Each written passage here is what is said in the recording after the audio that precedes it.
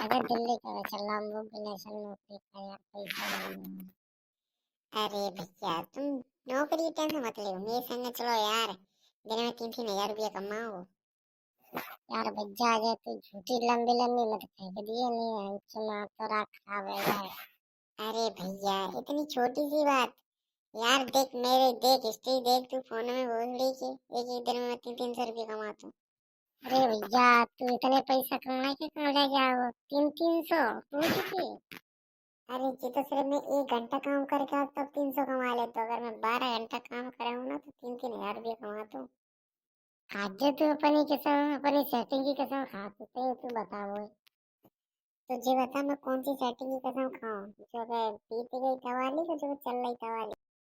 अरे भैया बीत गई ता को बता नहीं का आई वो तो मज्जे तो को बड़ी बात है जो। और पुरानी वाली सेटिंग की कसम, तेरी कसम खा रहा है, बहुत कमाई। तो चल कल हम तेरे संग चल रहे हैं फिर ठीक है भैया। चल बैग टांग ले फिर चलते कल दोनों भाई बहन से दिल्ली में। माँ वो मालूम मिलता बहुत गजब गजब